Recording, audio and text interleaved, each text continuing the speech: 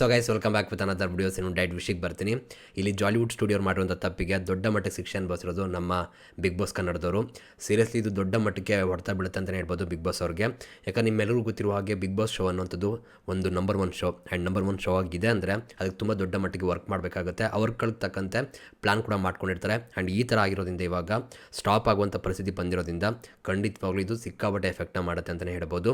But ಏನಪ್ಪ ಅಂದರೆ ಯಾಕೆ ಇಲ್ಲಿ ನಮ್ಮ ಇವರು ಜಾಲಿವುಡ್ ಸ್ಟುಡಿಯೋರು ಏನಿದ್ದಾರೆ ಯಾಕೆ ಇದನ್ನು ಸೀರಿಯಸ್ಸಾಗಿ ತೊಗೊಳ್ಳಿಲ್ಲ, ತುಂಬ ನೆಗ್ಲೆಕ್ಟ್ ಯಾಕೆ ಮಾಡ್ರು ಅಂತ ಅನಿಸಿದೆ.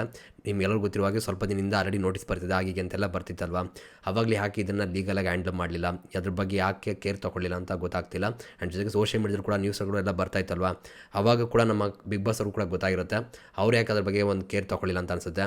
ಸೀರಿಯಸ್ಲಿ ಇದೊಂದು ನಿಜವಾಗ್ಲೂ ಮಿಸ್ಟೇಕು, ಇವ್ರ ಕಡೆಯಿಂದ ಒಂದು ನೆಗ್ಲೆಕ್ಟ್ ಮಾಡಿರೋದಕ್ಕೆ ಇವಾಗ ಅನುಭವಿಸಿದ್ದಾರೆ ಅಂತ ಅನಿಸುತ್ತೆ. ಬಟ್ ನೋಡೋಣ ಏನು ಮಾಡ್ತಾರೆ, ಲೀಗಲಾಗಿ ಏನು ಹೋಗ್ತಾರೆ, ಸ್ಟೇ ಆರ್ಡ್ರ್ ತರ್ತಾರ, ಇವಾಗ ಏನು ಪ್ರಾಬ್ಲಮ್ ಇದೆ ಅದಕ್ಕೆ ಒಂದು ಸೊಲ್ಯೂಷನ್ ಕಂಡು ಬರ್ತಾರ, ವೆಯ್ಟ್ ಮಾಡಿ ನೋಡಬೇಕು. ಬಿಗ್ ಬಾಸ್ನ ಮತ್ತೆ ಕಂಟಿನ್ಯೂ ಮಾಡೋದು ಚಾನ್ಸ್ಗಳು ಜಾಸ್ತಿನೇ ಇರುತ್ತೆ, ಬಟ್ ಸ್ವಲ್ಪ ಟೈಮ್ ತೊಗೊಳುತ್ತೆ, ಗ್ಯಾಪ್ ಕೂಡ ಆಗೇ ಆಗುತ್ತೆ.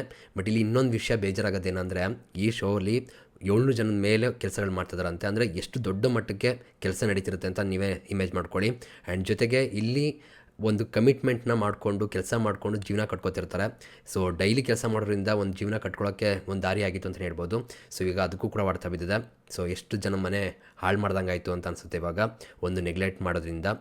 ಸೀರಿಯಸ್ ಆಗಿರಬೇಕಾಗತ್ತೆ ವಿಷಯಗಳಂತ ಬಂದಾಗ ಅದಕ್ಕೆ ಹೇಳುವಂಥದ್ದು. ಆ್ಯಂಡ್ ಜೊತೆಗೆ ಇನ್ನೊಂದೇನಪ್ಪ ಅಂದರೆ ಇಲ್ಲಿ ತುಂಬ ಜನಕ್ಕೆ ಡೌಟ್ ಇದೆ ಇನ್ನೂ ಲೈವ್ ನಡೀತಿದೆಯಲ್ಲ ಅಂತ. ಅದು ಡಿಲೇ ಇರುತ್ತೆ, ಒಂದು 4-5 ಅವರ್ ಹಿಂದೆ ಹಾಕಿರ್ತಾರೆ, ಇನ್ನೂ ಜಾಸ್ತಿನೇ ಹಾಕಿರ್ತಾರೆ ಅಥವಾ ರಿಪೀಟ್ ಟೆಲಿಕಾಸ್ಟ್ ಮಾಡ್ತಾ ಇರ್ತಾರೆ. ಸೊ ಅದು ನಂಬೇಡಿ. ಇವಾಗ ಸ್ಪರ್ಧಿಗಳು ಕೂಡ ಆಚೆ ಬಂದಿದ್ದಾರೆ, ನೀವು ನೋಡ್ತಾ ಇರ್ಬೋದು ಸ್ಕ್ರೀನ್ ಮೇಲೆ ಫೋಟೋಗಳು ಕೂಡ ಬರ್ತಾ ಇದೆ.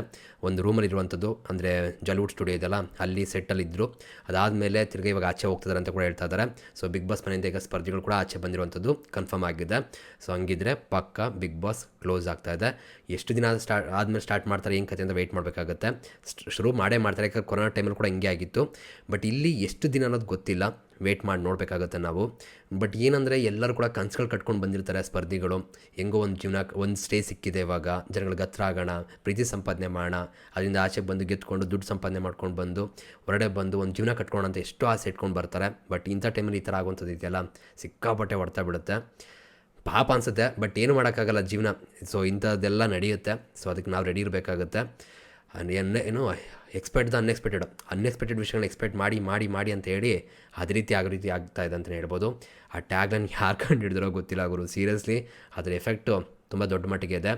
ಏನೇನೋ ಆಗುತ್ತೆ ಅಂತ ಎಕ್ಸ್ಪೆಕ್ಟೇಷನ್ ಇಟ್ಕೊಂಡ್ರೆ ಇಲ್ಲಿ ಏನೇನೋ ಆಗ್ತಾಯಿದೆ, ಎಲ್ಲಿಗೆ ಹೋಗಿ ಮುಟ್ಟುತ್ತೆ ಏನು ಕತೆ ಗೊತ್ತಿಲ್ಲ. ಬಟ್ ಅಲ್ಲಿರುವಂಥ ಸ್ಪರ್ಧಿಗಳು ಮತ್ತು ಇಲ್ಲಿ ಕೆಲಸ ಮಾಡ್ತಿದ್ದ ಜನಗಳು ಇವರೆಲ್ಲ ನೆನೆಸ್ಕೊಂಡ್ರೆ ಬೇಜಾರಾಗುತ್ತೆ.